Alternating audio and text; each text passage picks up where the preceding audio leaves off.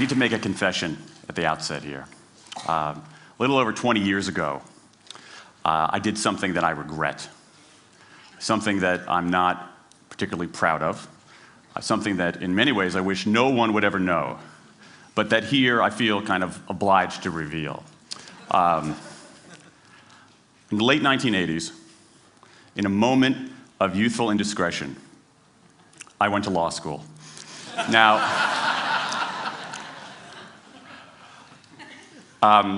in America, law is a professional degree. You get your university degree, then you go on to law school. And when I got to law school, I didn't do very well. To put it mildly, I didn't do very well. I, in fact, graduated in the part of my law school class that made the top 90% possible. Thank you. I never practiced law a day in my life. I pretty much wasn't allowed to.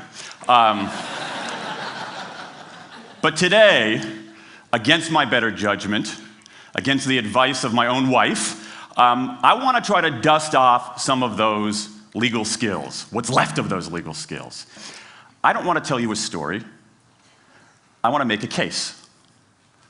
I want to make a hard-headed, evidence-based, dare I say lawyerly case for rethinking how we run our businesses. So, ladies and gentlemen of the jury, take a look at this. This is called the candle problem. Some of you might have seen this before. It was created in 1945 by a psychologist named Carl Duncker. Carl Duncker created this experiment that's used in a whole variety of experiments in behavioral science. And here's how it works. Suppose I'm the experimenter. I bring you into a room. I give you a candle, some thumbtacks, and some matches. And I say to you, your job is to attach the candle to the wall so the wax doesn't drip onto the table. Now, what would you do? Many people begin trying to thumbtack the candle to the wall. Doesn't work.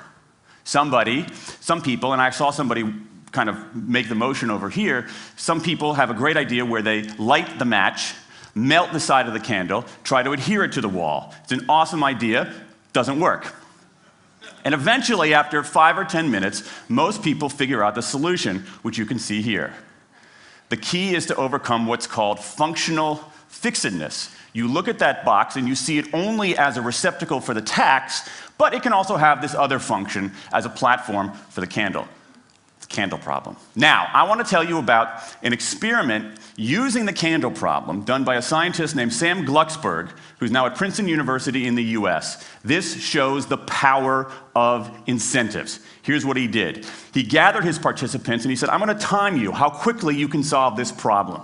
To one group, he said, I'm going to time you to establish norms, averages, for how long it typically takes someone to solve this sort of problem. To the second group, he offered rewards. He said, if you're in the top 25% of the fastest times, you get $5. If you're the fastest of everyone we're testing here today, you get $20. Okay, now this is several years ago, adjusted for inflation. It's a decent sum of money for a few minutes of work. Okay, it's a nice motivator. Question, how much faster did this group solve the problem? Answer, it took them on average 3.5 minutes longer. 3.5 minutes longer. Now this makes no sense, right? I mean, I'm an American, I believe in free markets, that's not how it's supposed to work, right? If you want people to perform better, you reward them, right? Bonuses, commissions, their own reality show, incentivize them. That's how business works, but that's not happening here. You've got an incentive designed to sharpen thinking and accelerate creativity, and it does just the opposite. It dulls thinking and blocks creativity. And what's interesting about this experiment is that it's not an aberration. This has been replicated over and over and over again for nearly 40 years. These contingent motivators. If you do this, then you get that. Work in some circumstances, but for a lot of tasks, they actually either don't work or often they do harm. This is one of the most robust findings in social science and also one of the most ignored. I spent the last couple of years looking at the science of human motivation, particularly the dynamics of extrinsic motivators and intrinsic motivators. And I'm telling you, it's not even close. If you look at the science, there is a mismatch between what science knows and what business does. And what's alarming here is that our business operating system, think of the set of assumptions and protocols beneath our businesses, how we motivate people, how we apply our human resources.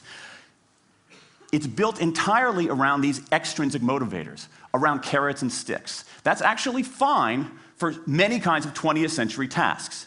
But for 21st century tasks, that mechanistic reward and punishment approach doesn't work, often doesn't work, and often does harm. Let me show you what I mean. So Glucksberg did another experiment similar to this, where he presented the problem in a slightly different way, like this up here. Okay? Attach the candle to the wall so the wax doesn't drip onto the table. Same deal. You were timing for norms. You were incentivizing. What happened this time? This time, the incentivized group kicked the other group's butt. Why? Because when the tasks are out of the box, it's pretty easy, isn't it? If-then rewards work really well for those sorts of tasks, where there's a simple set of rules and a clear destination to go to. Rewards, by their very nature, narrow our focus, concentrate the mind. That's why they work in so many cases. And so for tasks like this, a narrowed focus where you just see the goal right there, zoom straight ahead to it, they work really well. But for the real candle problem, you don't want to be looking like this. The solution's not over here. The solution's on the periphery. You want to be looking around. That reward actually narrows our focus and restricts our possibility. Let me tell you why this is so important. In Western Europe, in many parts of Asia, in North America, in Australia, white-collar workers are doing less of this kind of work and more of this kind of work.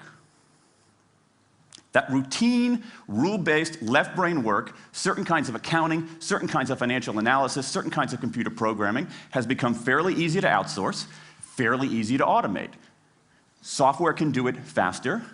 Low-cost providers around the world can do it cheaper. So what really matters are the more right-brain, creative, conceptual kinds of abilities. Think about your own work. Think about your own work. Are the problems that you face, or even the problems we've been talking about here, are those kinds of problems, do they have a clear set of rules and a single solution? No. The rules are mystifying. The solution, if it exists at all, is surprising and non-obvious. Everybody in this room is dealing with their own version of the candle problem.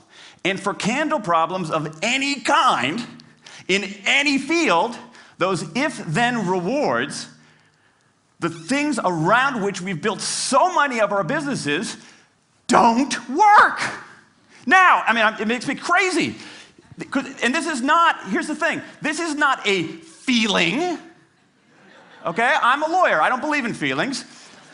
This is not a philosophy. I'm an American, I don't believe in philosophy. This is a fact. Or as we say in my hometown of Washington, D.C., a true fact. Let me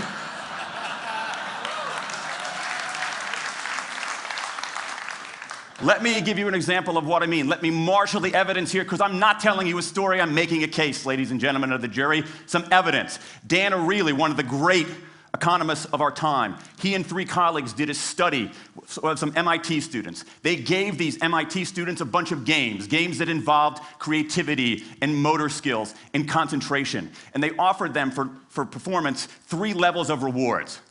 Small reward, medium reward, large reward. Okay?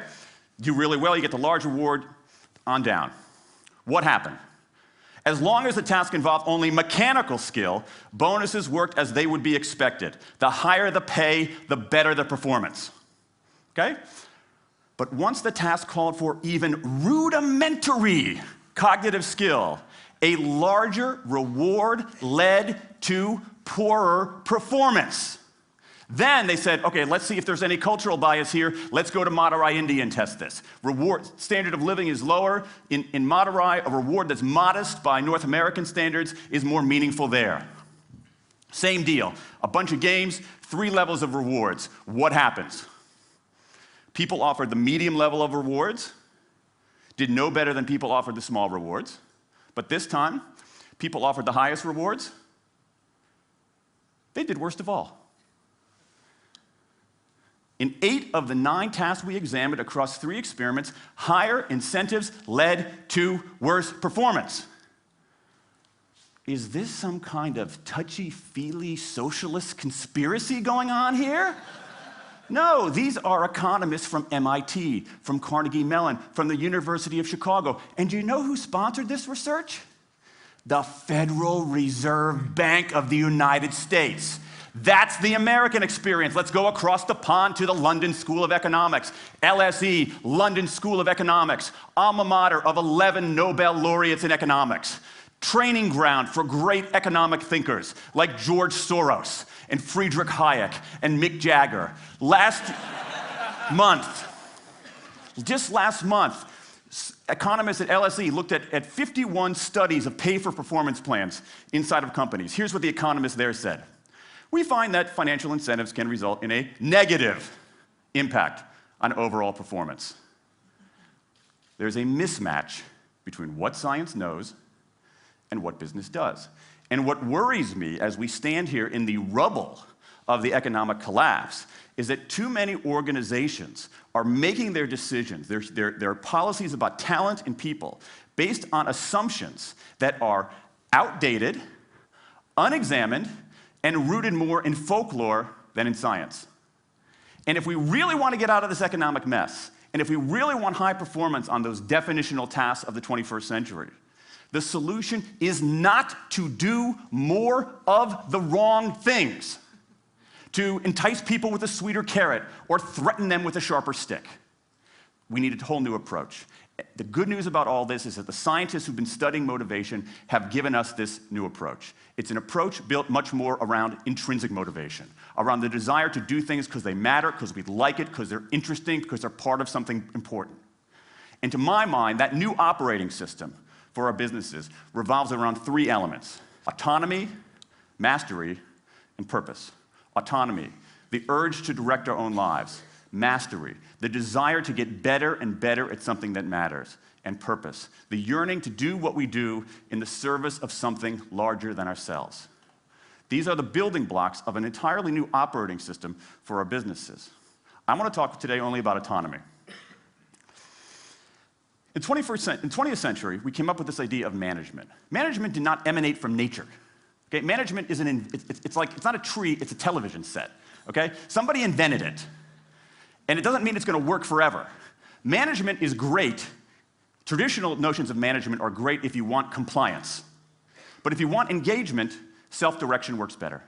Let me give you some examples of some kind of radical notions of self-direction. And what this means, you don't see a lot of it, but you see the first stirrings of something really interesting going on. Because what it means is, it means paying people adequately and fairly, absolutely. Getting the issue of money off the table, and then giving people lots of autonomy. Let me give you some examples. How many of you have heard of the company Atlassian? Okay, looks like less than half. Atlassian is an Australian software company, and they do something incredibly cool. A few times a year, they tell their engineers, go for the next 24 hours and work on anything you want. As long as it's not part of your regular job. Work on anything you want. So the engineers use this time to come up with a cool patch of code, to come up with an elegant hack. Then they present all of these stuff that they've developed to their teammates, to the rest of the company, in this wild and woolly all-hands meeting at the end of the day. And then, being Australians, everybody has a beer. They call them FedEx days. Why? Because you have to deliver something overnight. It's not bad. It's a huge trademark violation, but it's pretty clever. That one day of intense autonomy has produced a whole array of software fixes that might never have existed. And it's worked so well that Atlassian has taken it to the next level with 20% time, done famously at Google, where engineers can spend 20% of their time working on anything they want. They have autonomy over their time, their task, their team, their technique. Okay? Radical amounts of autonomy. And at Google, as many of you know, about half of the new products in a typical year are birthed during that 20% time. Things like Gmail, Orchid, Google News. Let me give you an even more radical example of it. Something called the results-only work environment, the ROW, created by 2 American consultants in place at about a dozen companies around North America. In a ROW, people don't have schedules. They show up when they want. They don't have to be in the office at a certain time or any time. They just have to get their work done. How they do it, when they do it, where they do it, is totally up to them. Meetings in these kinds of environments are optional. What happens? Almost across the board. Productivity goes up, worker engagement goes up, worker satisfaction goes up, turnover goes down. Autonomy, mastery, and purpose. These are the building blocks of a new way of doing things. Now, some of you might look at this and say, that sounds nice, but it's utopian. And I say, nope. I have proof. In the mid-1990s, Microsoft started an encyclopedia called Encarta. They had deployed all the right incentives. All the right incentives. They paid professionals to write and edit thousands of articles. Well-compensated managers oversaw the whole thing to make sure it came in on budget and on time. A few years later, another encyclopedia got started. Different model, right? Do it for fun. No one gets paid a cent or a euro or a yen. Do it because you like to do it. Now, if you had, just 10 years ago, if you had gone to an economist anywhere and said, hey, I got these 2 different models for creating an encyclopedia, if they went head-to-head, who would win? 10 years ago, you could not have found a single sober economist anywhere on planet Earth who would have predicted the Wikipedia model. This is the titanic battle between these 2 approaches. This is the Ali Frazier of motivation, right? This is the thriller in Manila, all right? Intrinsic motivators versus extrinsic motivators. Autonomy, mastery, and purpose versus carrots and sticks. And who wins? Intrinsic motivation, autonomy, mastery, and purpose in a knockout. Let me wrap up. There's a mismatch between what science knows and what business does, and here's what science knows. 1, those 20th century rewards, those motivators we think are the natural part of business, do work, but only in a surprisingly narrow band of circumstances. 2, those if-then rewards often destroy creativity. 3, the secret to high performance isn't rewards and punishments, but that unseen intrinsic drive, the drive to do things for their own sake, the drive to do things because they matter. And here's the best part. Here's the best part. We already know this. The science confirms what we know in our hearts. So, if we repair this mismatch between what science knows and what business does, if we bring our motivation, notions of motivation into the 21st century, if we get past this lazy, dangerous ideology of carrots and sticks, we can strengthen our businesses, we can solve a lot of those candle problems, and maybe, we can change the world. I rest my case.